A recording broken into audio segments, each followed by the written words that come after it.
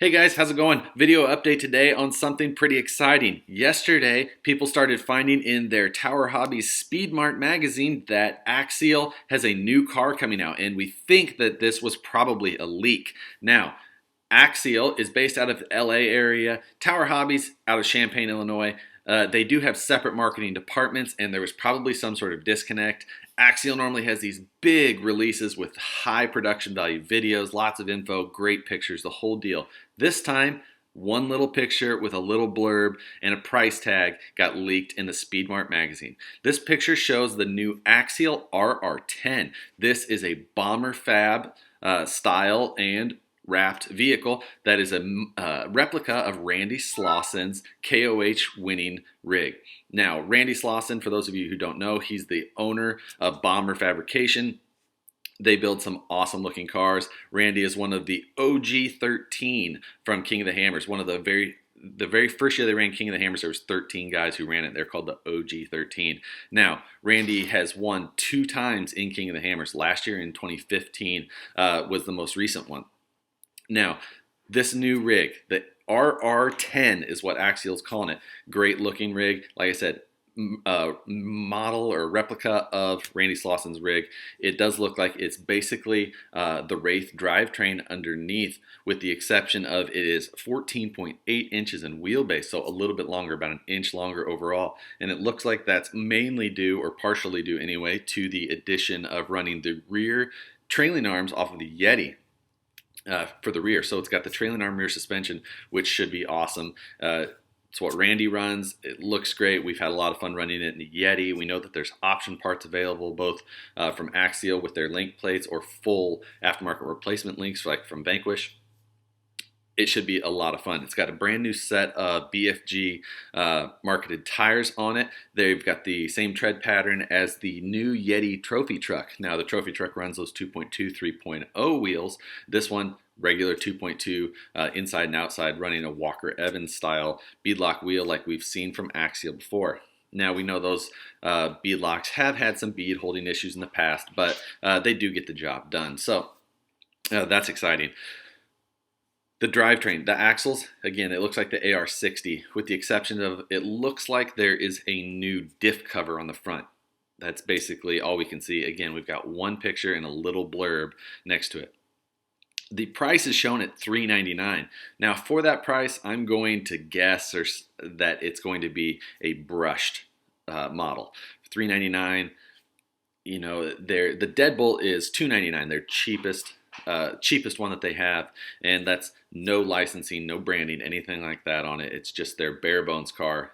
The Deadbolt, I think, is the best value for the money in scale crawling or whatever. I think that's their best value. This is $100 more than that Deadbolt, but it does offer the the bomber fab style BFG tires on it. Granted, the Deadbolt does have Maxxis tires and a Poison Spider bumper on front, so there's a little bit there of marketed stuff. But with this one, is a bigger car. The Wraith has always been more expensive anyway. Now, it does have, in the picture, it kind of had a purplish tint, but I don't think that's the case. I think it is going to be the blue that the Bomber Fab car really is. And up front, you can see that it's got those, it looked purple in the picture, but I guarantee that those are the same blue that we've seen on the Yeti trophy truck released here recently, those King branded shocks. Being that Randy runs King shocks, I'm sure that's the way that they went with that. So again, another cool little touch there. In the picture, the shock bodies do appear to be the aluminum body, likely the same aluminum body that we saw on like the Spawn kit version, those Icon bodies. I'm sure that it's the same body, probably without that icon, and possibly with a King engraving on it, or maybe not at all. Maybe they'll just use the blue and call it the King version. Now, the proportions of this car. It's 14.8-inch wheelbase, a little bit longer than the previous Wraith, about an inch longer overall. Again, probably due to the Yeti rear trailing arms, some new link geometry there. What it has done, though, is it's brought the proportions of a 2.2 size tire more into to scale for this thing. Now, the Wraith before, people, always, you see a lot of the people saying, oh, 2.2s, it's, looks ridiculous or whatever, and that's not the case at all. If you build them right and put them into proper proportions, then it looks proper. It's just people don't necessarily always understand how scale works. not everything is 1/10 scale. You actually have to look at the base vehicle. You can have two SCX10s next to each other, and one may scale out to be 1/8 scale, and one may scale out to be 1/10 scale if you look at the base vehicles that they're running. So not everything is just 10th scale. That's just an RC term, 10th scale, 8th scale, things like that. But this car, it really looks like they've got proportions nailed down. The old Wraith was kind of known for coming out of the box and being way too high.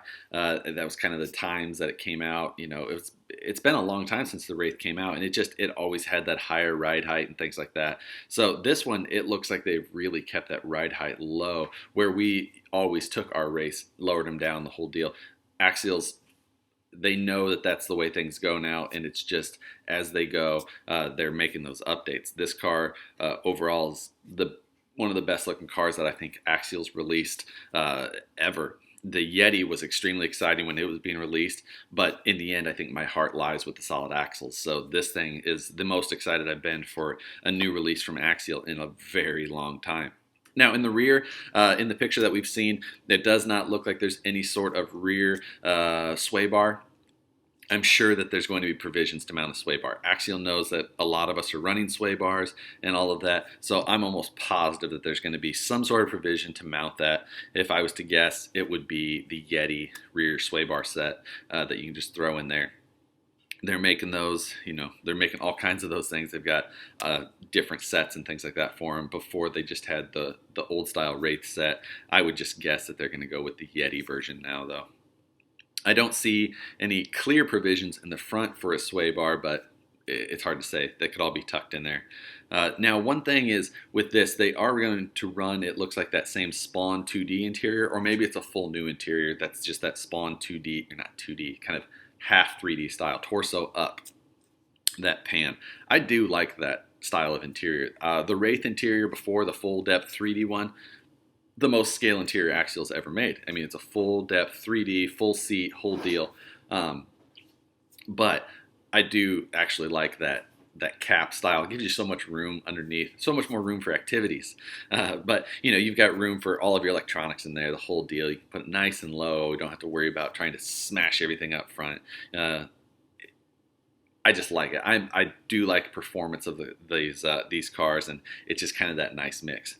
Will the full depth Yeti interior or Wraith interior fit in this thing? Maybe. We don't know. I guess with this longer wheelbase, we don't know for sure if Axial kept that same width so that they could reuse some of those parts like that interior, or if they widened the whole thing out, and or how those proportions really 100% worked. I'm sure that in the end it will be fine, but we'll just have to see. It does appear that they've got like a firewall in the front now, so you can't just see through the whole car.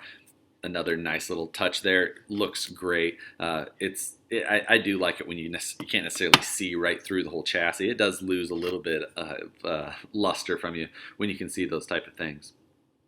Now it does have looks like a 5th full-size spare on the rear. Nice little touch. And beyond that, you know, we don't know a ton about this thing yet. One picture, quick blurb, no matter what, super exciting to see. So I can't wait to see this thing, and I think that I wonder when we're actually going to see the full release and full details from Axial now, just because I'm sure that this thing, they wouldn't release it like this if it was my guess. Their marketing team over there, unless they just got so busy with the release of the Yeti trophy truck that this is what they had time for in the end. But I'm not figuring it goes that way. I think that we're going to see their regular full style release here sometime soon. So hold our breath and wait for that. Beyond that, I'm just excited to see this thing. Hopefully we have something in the next week, 2 weeks. I don't know. I can't say, you know, knew anything or saw this thing coming, and I don't know how many people did. So we'll wait here patiently until we all get to drive one. But for now, guys, that's all I got. Just wanted to, for those of you who didn't see the Facebook posts or all the discussion that we've had going the last day or so, throw something up on here. Discussion at the bottom. For some of you guys who necessarily, if you reply and I can't and I don't reply, normally it's because you have your public comment settings turned off, so I can't actually reply to you. I reply to almost all of my comments that unless your settings are turned to where I can't. So if people aren't replying to your comments, that's probably why. So anyway, that's all I got for now, guys. The shop's almost completely packed up. Everything will be all the details on the move and all that stuff coming here shortly. So for those of you guys who are stick around, we'll talk to you guys in the next one.